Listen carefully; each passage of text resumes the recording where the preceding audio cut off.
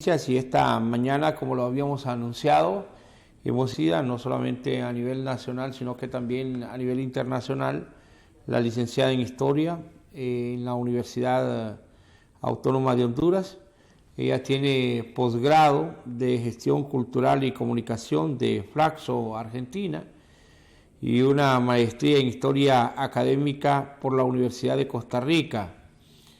Ha sido jefa del Departamento de Investigaciones Históricas del Instituto Hondureño de Antropología e Historia y directora del Centro de Documentación e Investigación Histórica de Honduras. También directora del Talento Humano de la Secretaría de Educación y docente en la Universidad Nacional Autónoma de Honduras.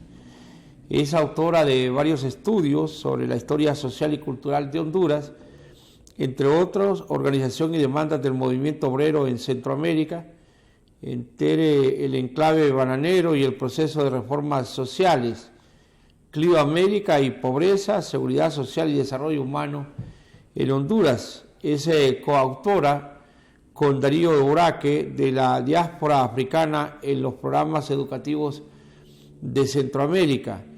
y del golpe de Estado del 28 de junio del 2009, el patrimonio cultural y la identidad nacional de Honduras. Entre otros reconocimientos, recibió el 23º Premio de Estudios Históricos Rey Carlos I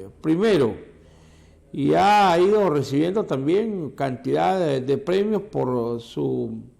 ha recibido el Premio Rafael Eliodoro Valle 2020 en Honduras. Así que hoy, esta mañana, tenemos el orgullo de presentar. También está concluyendo estudios de doctorado en Ciencias Sociales en el Colegio de Michoacán, México. En el 2014 fue resaltada, como decíamos, por el Premio de Estudios Históricos Rey Juan Carlos I de España. Buenos días, un gusto saludarla, licenciada. Siempre es un honor poder dialogar con usted y tener a una profesional con tantas calificaciones para que podamos dialogar sobre la participación política de la mujer en Honduras. Sí, buenos días, licenciado Aguilera. Muchas gracias por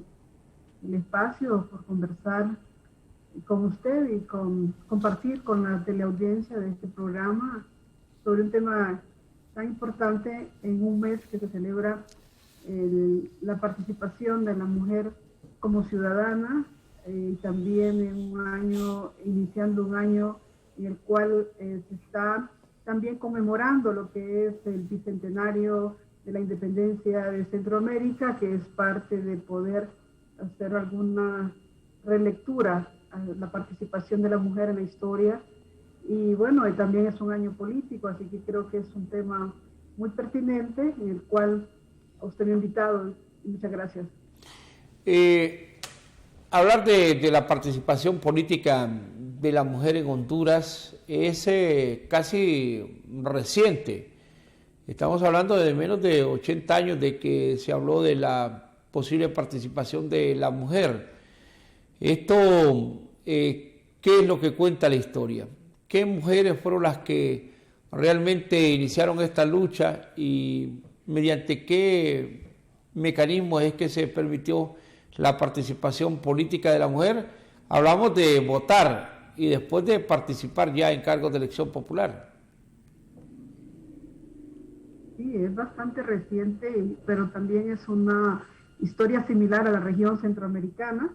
La década de 1950 del siglo pasado fue como el momento de mayor conquista social de las sociedades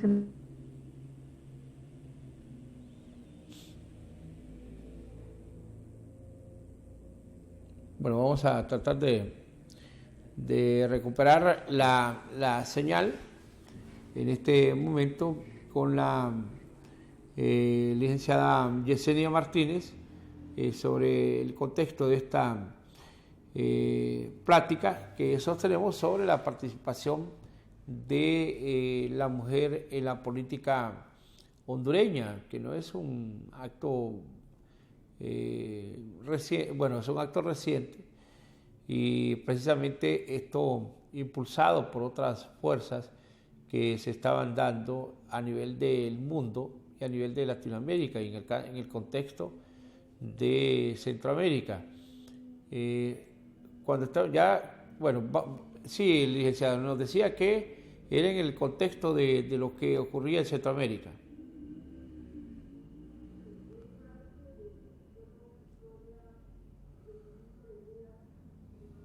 De mujeres en América Latina. O sea, esto tiene la lucha sufragista viene quizá desde fines del siglo XVIII en el mundo y sobre todo en Europa, pero el siglo XIX se da en Estados Unidos y Europa. Y este proyecto en realidad fue real para la mayoría de las mujeres en el mundo en los primeros años del siglo XX. En el caso de Honduras y la región centroamericana,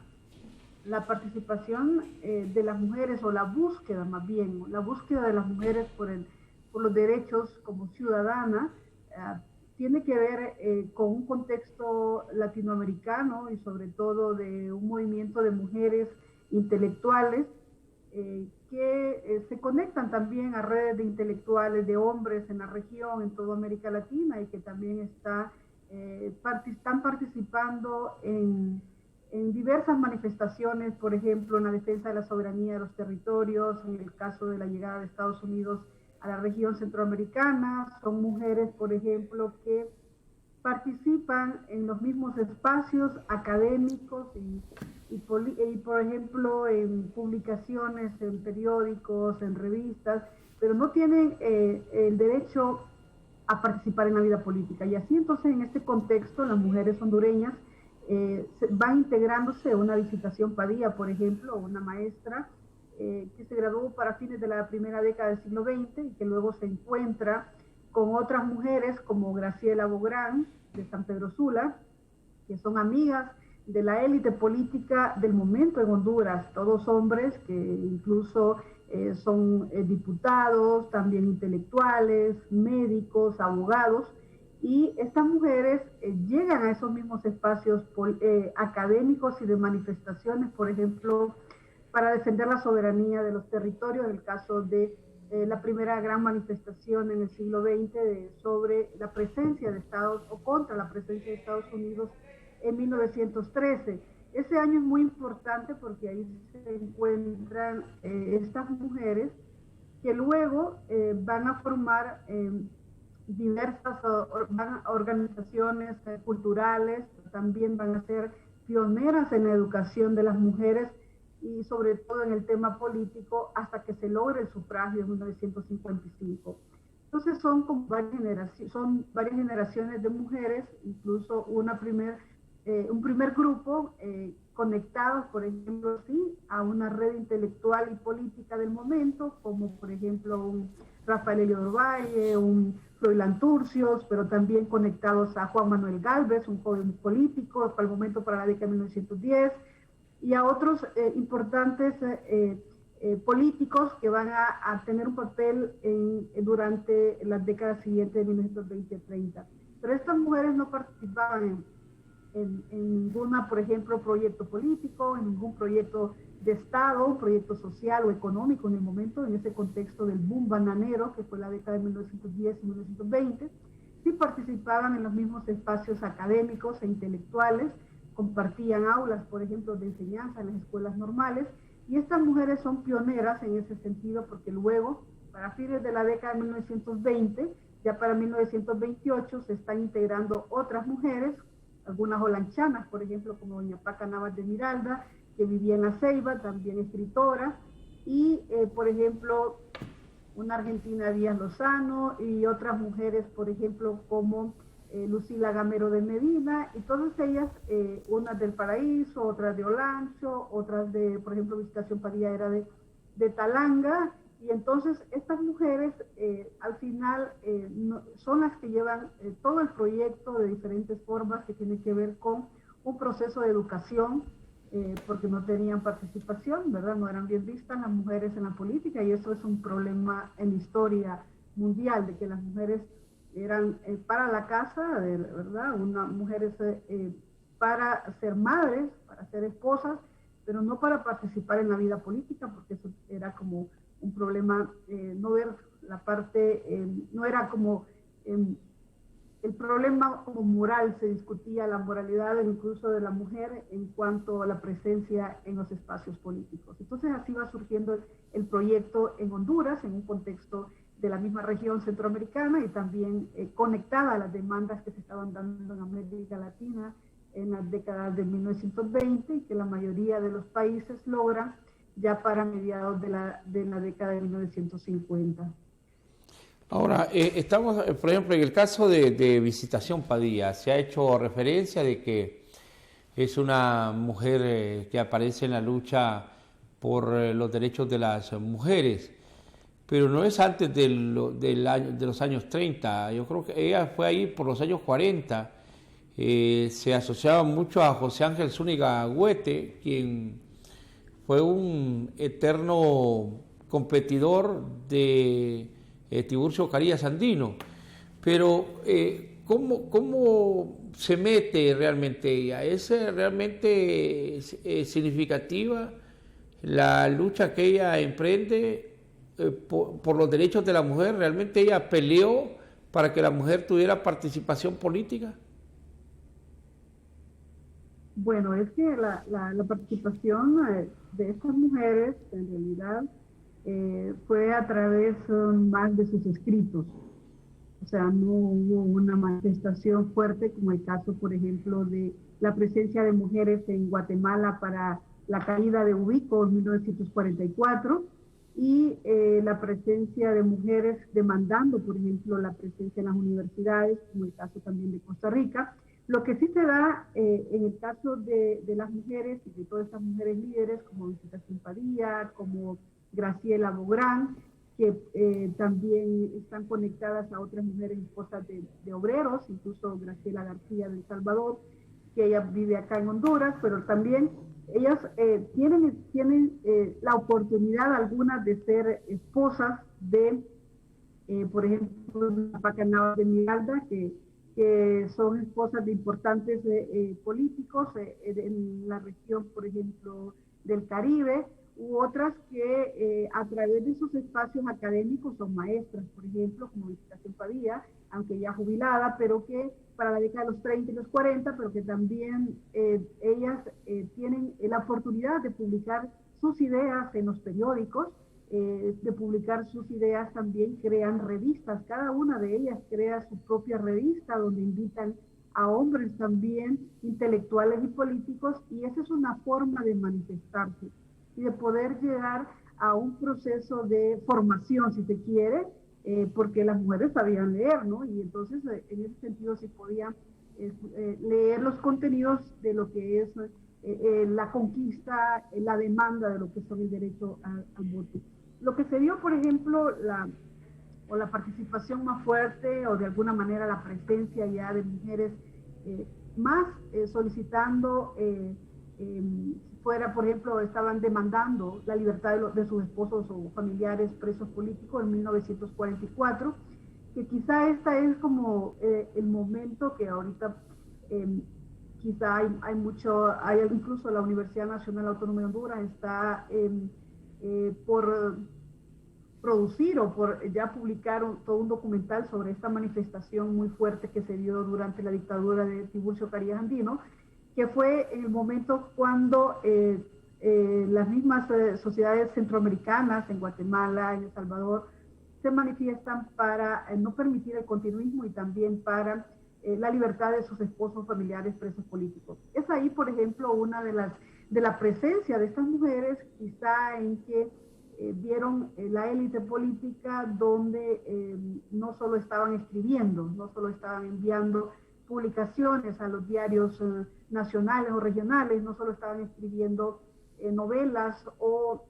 haciendo tertulias, por ejemplo, para manifestarse en contra de la élite política o del continuismo, en el caso de Carías en la década de los 30 y 40, sino también que fue un momento muy importante porque son mujeres que se encontraron, entre ellas incluso Lolita de Reina, los familiares, por ejemplo, de las mismas hijas de los presidentes de la década de fines del siglo XIX, por ejemplo, doña Emma Bonilla, doña Juanita Bonilla, que eran hijas de presidentes liberales, pero que al final todas ellas formaron un grupo en contra del continuismo, pero también son mujeres que permitieron el proceso que después se va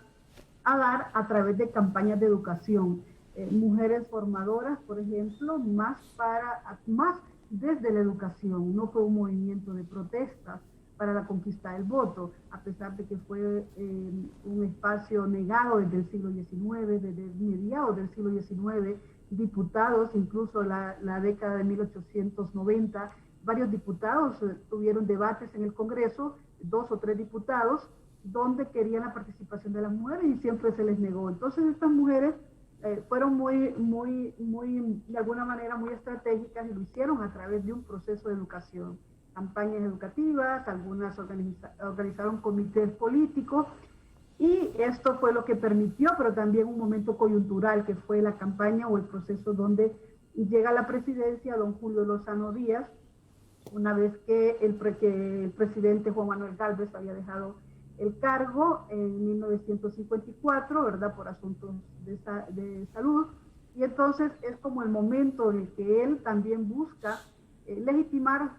su proyecto político a través de la presidencia, y esto es lo que va a permitir también un momento estratégico de la conquista, de poder ceder el espacio a las mujeres. Entonces fue más bien una conquista pacífica, aunque los debates son muy fuertes, son muy groseros, dentro de los espacios del Congreso Nacional desde fines del siglo XIX, y eso de alguna manera es diferente a otros países donde las mujeres tuvieron mayor presencia en manifestaciones, como el caso de Costa Rica y otros países de la región de América Latina. Ahora, después de la independencia, ya estamos por cumplir 200 años de independencia. En esos años de arranque de la independencia, no sé si estoy equivocado, pero en el caso de Francisco Morazán, aparentemente su esposa tenía mucha influencia sobre él. En ese periodo, antes de los 90, del siglo, de los años 1900, no se habló absolutamente nada de la posible participación política de la mujer. Era un tema vedado en el argot político de ese momento. Bueno, el siglo XIX fue un largo proceso de la formación del Estado, del proceso también de la emancipación política, que no tiene que ver solamente en 1821, sino también que inicia desde 1812, donde se empieza a discutir ya la participación, por ejemplo, de lo que es ya la participación de los americanos o de las provincias de América en lo que es el proyecto político, pero son hombres. Todo el siglo XIX, la propuesta incluso. Hay un libro muy importante que deberían de leerlo todos los aspirantes a cargos de elección popular, que se llama Las prácticas electorales y la cultura política en Honduras, y es sobre todo la historia de las elecciones en el siglo XIX, de 1812 hasta fines del siglo XIX, de una autora olanchana costarricense, que es Ethel García Buchar. Ella, por ejemplo, deja plasmado una historia de participación y de disputa de hombres. En el caso, por ejemplo, entre el mismo momento del inicio de la independencia, ya cuando se está formando, por ejemplo, la Federación Centroamericana entre 1824 y 1842, lo que se da es sí participan, por ejemplo, las poblaciones, los hombres, pero en ese caso también hay una demanda de mulatos, de indígenas, pero no de mujeres. O sea, las mujeres podían ser dueñas de fincas, de haciendas, por ejemplo, dueñas de terrenos, dueñas de ganado, propietarias de casas, por ejemplo, pero incluso eso no le da la participación política. Y esto se rompe en el caso de Honduras hasta el Código Civil de 1906, cuando ahí la mujer, por ejemplo, ya no, el hombre no tiene potestad sobre la mujer. Y es hasta ese momento que la mujer puede tener libertad para poder participar en juicios, por ejemplo, de la defensa de ellas. Mientras tanto, podrían ser propietarias, pero siempre tenían que ser madres. Y también algo que sucedió para la reforma liberal cuando se inicia el gobierno de Marco Aurelio Soto, después de los 1876, es que las mujeres podían entrar, y sobre todo con el primer código de educación después de 1881, es que las mujeres podían ser o ser partícipes de la educación, o sea, podían entrar a las normales, pero ellas no podían tener el derecho de participar en la política. Eso no quiere decir que las mujeres no deseaban, eso no quiere decir que no habían propuestas. Por supuesto que había una de las propuestas fue para mediados de la década de 1860, y sobre todo mujeres también que acompañaban en algunas, no sé, también hay que ver todo qué es lo que había detrás de mujeres que defendían a sus hijos en la participación política. Por ejemplo, cuando uno revisa la documentación de la historia de Honduras de los primeros años de la independencia, va a encontrar varias cantidad de mujeres indígenas, mujeres mulatas, mujeres pardas, mujeres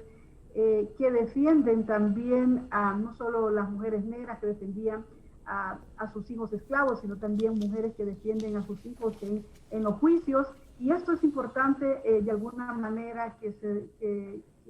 debería retomar en este contexto del Bicentenario, poder sacar esa historia a la luz de mujeres que no están en la historia del siglo XIX, en esa historia de héroes, de hombres, esa historia en la cual solo nos han enseñado de que los hombres han configurado el proyecto político, han configurado el Estado-Nación en Honduras, y eso no es cierto. Hay muchas mujeres que hace falta mucha investigación, y eso es uno de los vacíos que hay en no solo nosotros los historiadores e historiadoras, sino también en todos los que nos dedicamos a investigar o a indagar lo que es la historia de Honduras. En 1902-3, por ejemplo, hay una participación de mujeres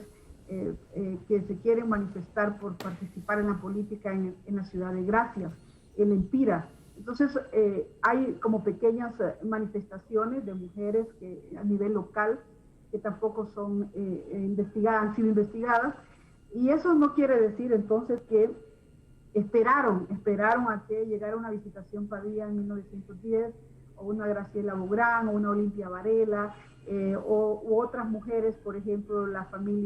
hijas del presidente, incluso el presidente Francisco Bertrán, o Lanchano del Partido Nacional, que gobernó Honduras entre 1913 y 1920. Sus hijas, por ejemplo, una de ellas,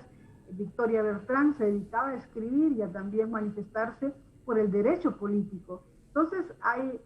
que indagar un poco más la historia, y creo que estamos en deuda, y eso es lo que ahora mismo con la conmemoración del Bicentenario, la comunidad académica está comprometida para poder resarcir de alguna manera esta deuda histórica y poder sacar a luz también mujeres heroínas que no solo se manifestaron por ser ciudadanas, porque las mujeres en Honduras somos ciudadanas, como dicen, luego del sufragio, de haberse conquistado el sufragio, pero también mediante la Constitución de 1957, ya cuando ahí sí se declaraban que todas eran, no importaba si sabían leer y escribir, o también la mayoría de edad de 18 años, y hasta ese momento es que se declara que las mujeres son ciudadanas. No quiere decir que no están demandando sus derechos, por supuesto que sí, desde incluso el periodo colonial, desde antes del mismo proyecto, del momento que se da la emancipación política en 1921. Se habla mucho de la reforma liberal de Ramón Rosa.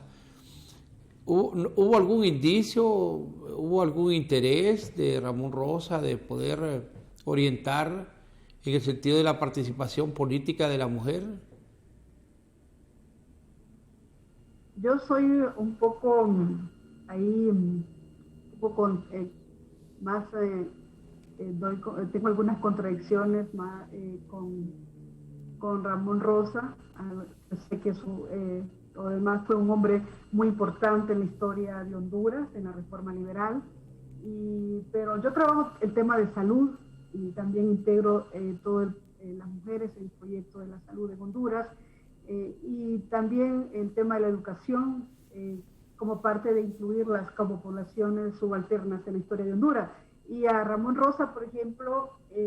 fue un intelectual muy importante, y quizá la mano derecha, como dicen, del gobierno del presidente de Marco Aurelio Soto, entre esos años de 1876 a 1883. Él estaba interesado muchísimo, por ejemplo, en la educación,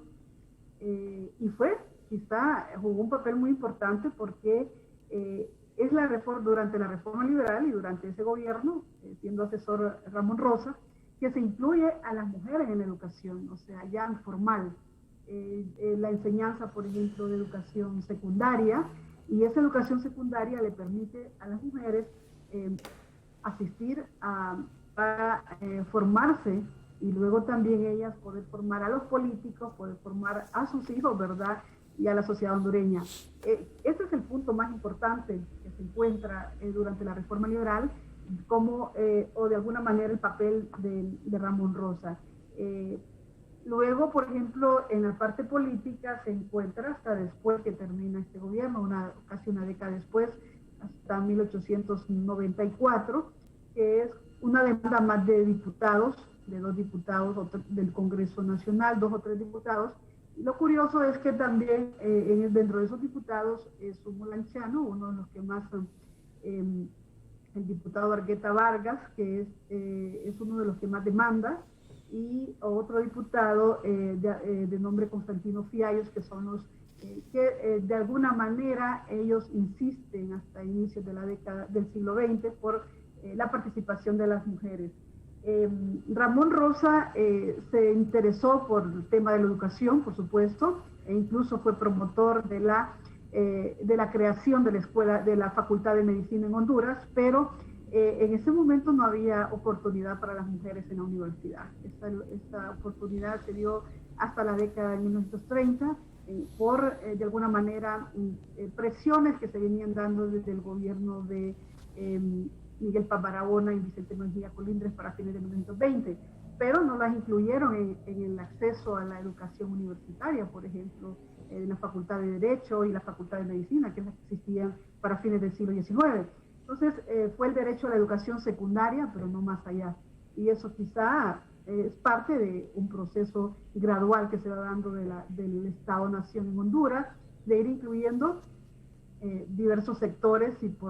en diferentes derechos. Por ejemplo, es hasta 1906, incluso cuando se crea el Código Civil durante la Reforma Liberal, no se incluye, es más, le da esa prioridad a los hombres que puedan tener la potestad sobre las mujeres, así que no fue como tan abierto, sobre todo a los derechos a que se convierten en ciudadanas. Como dicen, en Honduras las mujeres eran vecinas, pero no ciudadanas, eran propietarias, pero no ciudadanas. Una mujer podía heredar incluso sus bienes a hombres, o podía ser administrado por hombres, pero ellas no podían tener el derecho o el acceso incluso a los derechos sociales. Es hasta el Código Sanitario de 1910 que las mujeres se encuentran incluidas como obreras. Las mujeres se encuentran, a partir de 1910, el Estado piensa que las mujeres tienen derecho a trabajar en un horario y tienen derecho también a tener el descanso de maternidad, aunque esto se cumple hasta después de logrado el sufragio en 1955. Esto se cumple hasta después del Código de Trabajo y la Ley de Seguro Social que se había integrado en la Constitución de 1957. O sea que hay una demanda, pero no se logra hasta la década de 1950. Y en ese sentido, entonces, es muy, de alguna manera, muy corto el papel de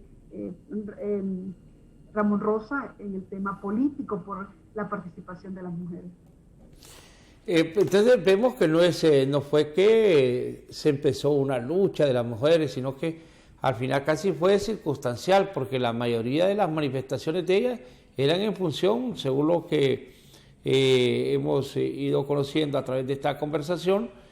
eran circunstancias, porque su hijo estaba preso, porque el marido estaba preso por cuestiones políticas, pero no fue una lucha con el objetivo de que ellas querían tener participación, de estar en el Congreso, de ser ministras y de poder lograr hasta ser presidentas o alcaldesas en sus comunidades. Bien, yo creo que no es verla de esa manera, más bien es saber que es un proceso lento, como en todos los países se dio en el mundo, en la misma, incluso por ejemplo en Francia, a pesar de que se dio se integró dentro en el momento de la Revolución Francesa en fines del siglo XVIII, fue de los países europeos que más tarde logró el voto para las mujeres, y a pesar de haberse dado todo este evento tan importante que le tuvo consecuencias en el mundo, ¿no? Entonces es un proceso lento, no es una conquista porque además no tenían, por ejemplo, no tenían participación en caso de Honduras en ningún proyecto de Estado, o sea, no los dejaban. El Congreso decidía no dejar participar a las mujeres, o sea, fueron fuertes oposiciones. Fueron los mismos hombres que llevaron en algún momento las propuestas, por lo menos para fines del siglo XIX, hasta la mediados de la década de 1930, pero luego las mujeres no tenían educación. Las mujeres tuvieron el acceso a la educación universitaria en Honduras hasta la década de 1930. Entonces, desde ahí eran mujeres que eran esposas de obreros, eran mujeres escritoras, pero también eran mujeres intelectuales, mujeres activistas políticas desde la década de 1910, pero eran mujeres no con un grado de educación más allá de ser normalistas. Eso no quiere decir que no participaran en la política, porque ahora muchos son diputados y no tienen ninguna formación académica, son alcaldes y no llegaron a sexto grado, pero esa es la sociedad en que se ha construido o la sociedad que ha construido este Estado. De alguna manera, las mujeres sí tienen esos obstáculos, por ejemplo, pero no los hombres, porque esos podían optar a cargos. Ya decían, por ejemplo, hasta la misma iglesia se opuso en algunos países de América Latina, pero también la cultura misma que se ha construido en Honduras es ver la participación de los hombres y la poca participación de las mujeres. Entonces lo que pasa es que en un momento fue de hombres, sí, de participaciones de políticos, pero en realidad fue una conquista de ellas, una conquista que no fue violenta, una conquista que fue educada, una conquista que tuvo un proceso que inició desde de la década de 1910, que tuvo diferentes momentos de participación. Por ejemplo, estas mujeres como Visitación Padilla y Graciela Bográn iniciaron desde la década de 1910. En el momento de Carías no se les dejaba manifestarse. Durante 16 años no se dejaba manifestarse, a excepción de 1944, que fue un año muy violento, de masacres, por ejemplo, por haberse manifestado. Pero eso no quiere decir que las mujeres no lo hicieron, no fueron ellas. Claro que sí. Claro que son estas mujeres líderes desde diferentes espacios, con esta oportunidad que no lo tenía la mayoría de las mujeres, pero son ellas las que conquistan el voto. O sea, al final ellas lo que representan es un sector incluso que es el 50% de la población. Uno va a ver los censos de la población después del siglo XX, la mitad del siglo XX, y las mujeres son el 50-52% de la población. Eso, por ejemplo, no quiere el hecho de que no fueron violentas, el hecho de que no hicieron una huelga, sino que también fueron mujeres muy astutas, muy inteligentes, todas eran escritoras, como les he dicho anteriormente, y todas tenían la oportunidad de publicar, incluso de llevarse con diputados o políticos del Partido Liberal y el Partido Nacional. Eran amigas de Juan Manuel Gálvez, por ejemplo, casi todas, que se habían encontrado la mayoría de ellas en 1910, aunque Gálvez después cambió durante el gobierno de Carías, con varias de ellas, pero no dejaron de ser amigas. Entonces, ellos mantenían una red política muy importante, eran esposas algunas de los políticos importantes o hijas de políticos, de presidentes, y eso tuvo mucho que ver. Lo que sí fue que la búsqueda del voto en Honduras o del sufragio femenino fue de una élite de mujeres, se puede decir, eso sí, porque tenían esos privilegios, pero no quiere decir que no lucharon, que ellas no fueron las que conquistaron. Claro que fueron ellas, lo que pasa es que las oportunidades fueron muy limitadas, y eso se fue viendo incluso después que se logra el voto y que se logra instalar en la Constitución de 1957, o después de 1956, por ejemplo, ¿qué es lo que pasa? Que la participación de las mujeres en procesos de elección popular han sido muy bajos en relación a la cantidad de hombres que encontramos en todos los puestos o los cargos de elección popular. O sea, ha sido un proceso muy lento, eso sí, pero no es que las mujeres no son las que han sido las autoras principales. Claro que sí, nada más que lo hicieron como la misma proceso de independencia, el mismo proceso de independencia en Honduras, la emancipación o la declaración de independencia en Centroamérica, por ejemplo, no fue violenta como en otros países de la región. Entonces, es parte también del proceso que se dio con las mujeres. Ahora, este logro del voto, no es que se logra la participación directa de la mujer en cargos de elección popular, se limita estrictamente al voto. Bueno, es una participación o demanda de derechos sociales y políticos, si se puede decir, porque viene de alguna manera a la par. En 1903, por ejemplo, por primera vez se encuentra un registro que un hondureño, el periodista Julián Pineda, por ejemplo, que fue un importante político durante el gobierno de Carías, pero en 1903, cuando eran estudiantes, en un congreso centroamericano en Managua, él hizo una propuesta que se integrara a las mujeres en el proyecto de la Unión Centroamericana. Estaban integrados esas propuestas no solo en lo político, ahí sí, claro, pero después de 1910, cuando las mujeres ya son parte del sector obrero del país, en el contexto del boom bananero y de una economía agroindustrial en Honduras, ya mujeres podían trabajar no solo de artesanas, sino en fábricas o en espacios de las compañías del banano. Esto permitió que las mujeres ya tuvieran participación en las demandas sociales, en las conquistas, por ejemplo, de las políticas sociales en Honduras, como el derecho a la salud. Y esto se fue dando a la par, por ejemplo, la década de 1920, la Constitución de 1924, que es la que integra por primera vez el concepto de sanidad, ahí se requiere ya que sean para una salud para beneficio de la población obrera, y están incluidas las mujeres. Entonces, estos derechos no solo son los políticos, son los derechos civiles, los derechos sociales. Por ejemplo, la mujer no solo es la conquista del sufragio, es la conquista de ser ciudadana con todos sus derechos, el derecho a la educación, porque, por ejemplo, también la universidad no estaba en la universidad.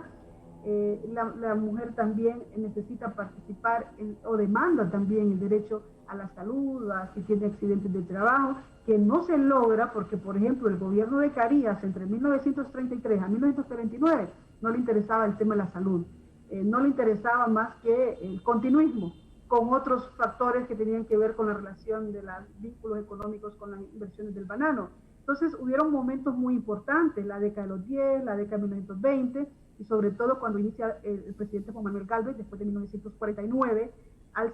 63, en esos momentos de Gálvez a Villeda Morales. Es un contexto de demandas y derechos donde están incluidas las mujeres también, y tiene que ver con salud, con la educación, con el derecho al sufragio. Es a partir de ahí, por ejemplo, ya cuando se logra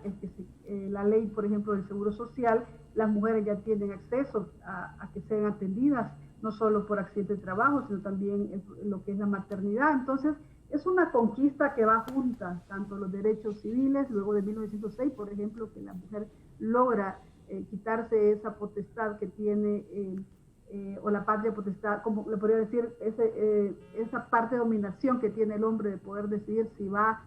a dónde va, y no tiene libertad para defenderse y todo eso. Entonces, al final, después de 1906, 1910, con el Código de Sanidad y otros, el hecho de que estén vinculadas, por ejemplo, a una red también de mujeres intelectuales centroamericanas, y que también hay movimiento de mujeres en América Latina que está demandando no solo el sufragio, porque eso es parte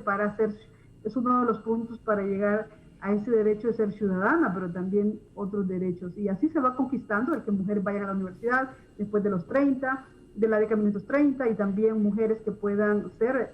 no solo estar en los espacios universitarios, sino que también ya puedan participar en otros espacios más allá que no sea el hogar. Así que es una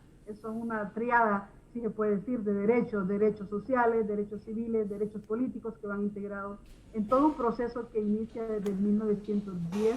y que culmina para inicios de la década o para fines, perdón, de la década de 1950. Ahora,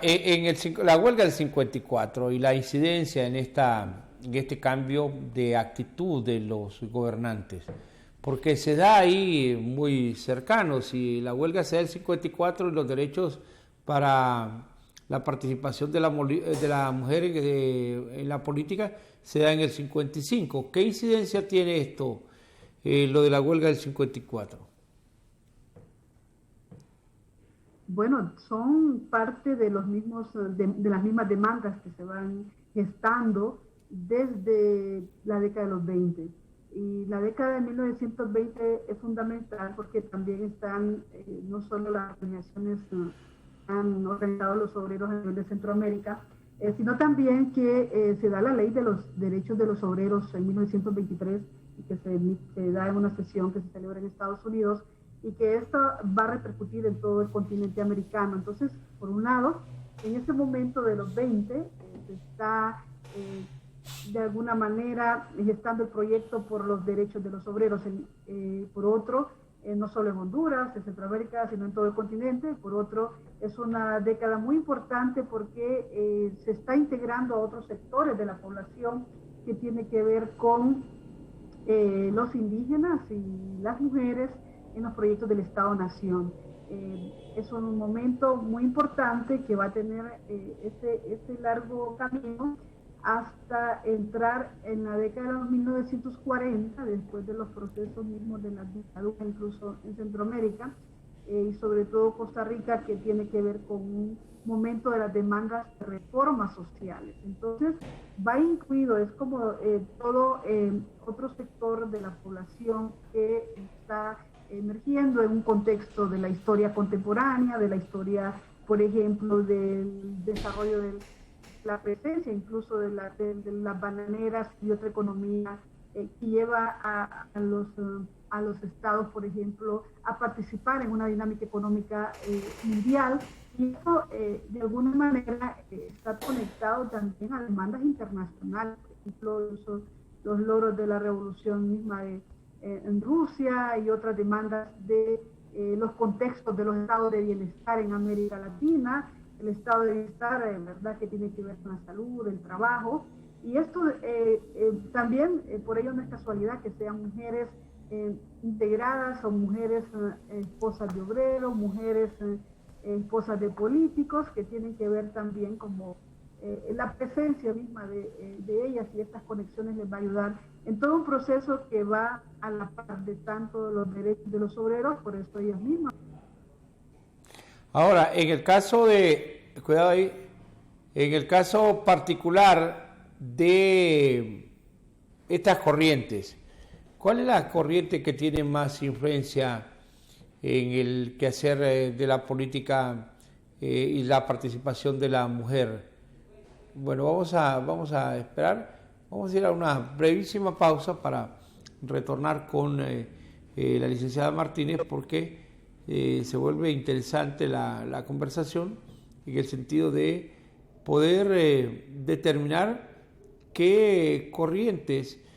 en Latinoamérica, si es la corriente que viene de Sudamérica, lo que ocurre en el Caribe, lo que está ocurriendo en el Caribe porque ya se gestan revoluciones, lo que está ocurriendo en Guatemala también, decía la licenciada que en este sentido, ¿qué corriente es la que influye? ¿Lo que ocurre en los Estados Unidos o lo que está ocurriendo en Sudamérica y especialmente en el Caribe, cuando hay ya principios de revoluciones, en el caso de Guatemala con Arbenz y otras influencias que se dan? ¿Cuál es la corriente que realmente provoca ese ánimo de darle participación política a la mujer en Honduras? Bueno, en primer lugar, en el continente americano influye mucho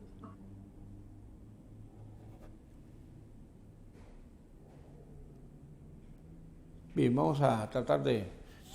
recuperar el audio con la licenciada Martínez. Sí, me decía, licenciada. Bueno, vamos a tener ya, vamos a recuperar. Hemos tenido ahí un pequeño problema técnico que esperamos superarlo, porque es interesante lo que esta mañana, vea cuánto ha costado que las mujeres en nuestros países puedan tener participación política, y eso no es que ha cambiado,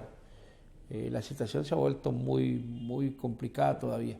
¿Lo hemos recuperado? Sí, adelante, licenciada. Sí, disculpe, es que estoy en una zona donde la señal no es tan buena, pero estamos aquí de nuevo. Bueno, lo que decía usted, que influye, por ejemplo, la pregunta de si de dónde viene esta influencia o esta presencia más de ideas que pueden de alguna manera tener incidencia en el proyecto del sufragio femenino, perdón, en Honduras. En principio, cuando la participación fue más de demanda de diputados entre fines del 19 e inicios del 19, fue por influencia de lo que estaba sucediendo en Europa y particularmente en Estados Unidos. O sea que es ahí donde entonces se tiene esa tendencia para que haya apertura en cuanto al tema de la participación de la mujer. Estamos en la recta final, licenciada, y ¿qué podríamos decir de... Vamos a ver, me avisa aquí la producción. Ok, ya vamos a... Porque es interesante esto, ir conociendo cómo se van dando estas influencias. Y vea usted, regularmente las influencias han venido de estos países como los Estados Unidos. Es ahí donde se da, para el Día Internacional del Trabajo es porque se dio un fenómeno político en los Estados Unidos donde los trabajadores exigieron la posibilidad de vivir en mejores condiciones de vida. De ahí los derechos de la mujer también, hubo alguna influencia de parte de mujeres en los Estados Unidos que pelearon sus derechos, hasta el tema de ir saliendo de la esclavitud y los derechos a que una mujer negra tenía que, no podía ir en el bus donde iban las mujeres blancas, y todo eso fue provocando luchas, y precisamente fue de mujeres que impulsaron luchas importantes para tratar de cambiar. Ya vuelvo a recuperar. Entonces le decía, la influencia, licenciada, ha sido básicamente de los Estados Unidos. ¿Y cuál es la influencia en el caso de Sudamérica? En el caso, por ejemplo, lo que sucedió es que en Europa y en Estados Unidos fueron los primeros espacios donde se fue demandando no solo el derecho, como usted decía, derecho al sufragio femenino, sino también a la demanda de antiesclavista, se podría decir también, ¿verdad? Y eso ayudó muchísimo para que esto se transmitiera hacia el resto del continente americano. También se da toda una política o toda la formación de un pensamiento panamericanista, y esto es parte de toda una organización incluso que surge con la idea misma de Estados Unidos, pero también en México, los estados mexicanos, y esto no solo en temas sociales, sino también en temas políticos, y tiene alguna repercusión también en este proyecto político para las mujeres en la región centroamericana, incluso en Honduras, al igual que Nicaragua. En el mismo año se les concede también a las mujeres el derecho al voto. Pero en el caso de Sudamérica tiene que ver muchísimo la conexión de mujeres intelectuales, poetas, escritoras, que tienen que ver, por ejemplo, la Argentina, de Chile, que incluso en caso de Honduras, el Estado, por ejemplo, contrata profesoras chilenas para que vengan a enseñar las normales o a escuelas prácticas para educar a mujeres después de 1910. Y esto también tiene otro factor muy importante que incide en el pensamiento, en lo que está sucediendo en los países de Sudamérica. la presencia de mujeres en la educación en Honduras, mujeres intelectuales que están intercambiando con, no las mujeres directamente de Honduras, pero sí con intelectuales hombres de la región centroamericana, y ellas después se conectan, las hondureñas, y todo esto, el viaje de las ideas, como se le llama, el viaje de las ideas a través de escritos, de publicaciones, de libros, de poemas, de espacios en los periódicos que tienen las mujeres, por ejemplo, en el caso de Chile, una Gabriela Mistral, o por ejemplo, hay otras mujeres muy importantes en el caso de Argentina, que juegan un papel muy importante en los derechos de las demandas políticas para este momento también. Entonces hay un viaje de ideas que incide no solo en primer momento fue en hombres a fines del 19 los diputados, pero ya para 1910 hasta 1950 es un viaje de ideas de mujeres que son intelectuales y que también están demandando en otros países de Sudamérica. Y esto, por supuesto, no se logra con el voto, con el haber conquistado el decreto de 1954 que se publica en 1955, sino también es a partir de ahí qué pasó en estos años y la mujer ha logrado esa conquista. No solo es que tenía derecho a votar, a ser electa, ¿verdad?, sino a participar en los procesos electorales, y como hemos visto también esto ha sido un largo camino. Desde 2 años después del voto, por ejemplo, ya las mujeres en 1957 con la campaña de Villeda Morales se encuentran las primeras mujeres participando en cargos de elección popular, cargos de diputadas, pero son mínimas. Si nosotros revisamos esa historia desde 1957, cuando empiezan a participar, incluso ya en el 56 ya estaba censado casi un 40% de mujeres para ejercer el sufragio, pero a partir del 57, de 1957, es cuando empiezan a participar muy gradualmente. Entonces, a pesar de que después de 1968, que es un año muy importante por la demanda de los derechos sociales en el mundo y de las mujeres y diversos sectores de jóvenes, estudiantes y de otros derechos civiles, vamos a encontrar que a pesar de ello ha sido muy lento el proceso de incorporación de las mujeres, no solo el derecho a votar, sino también a participar en los procesos electorales. Y eso lo vamos a encontrar, hasta muy reciente que se ha emitido una legislación o el derecho de que la paridad misma y también poder encontrar o la exigencia de que puedan estar presentes las mujeres, pero esto ha sido una conquista bastante ardua en casi todo un siglo, digamos, porque si esto inició de alguna manera desde los primeros años del siglo XX y estamos en los primeros años del XXI, es un proceso de poder lograr, para que logre equidad, igualdad de participación de las mujeres en los procesos electorales. Llevamos más de 100 años y creo que todavía no se ha logrado. Ahora, licenciada, ya finalizando este espacio, pero también la mujer,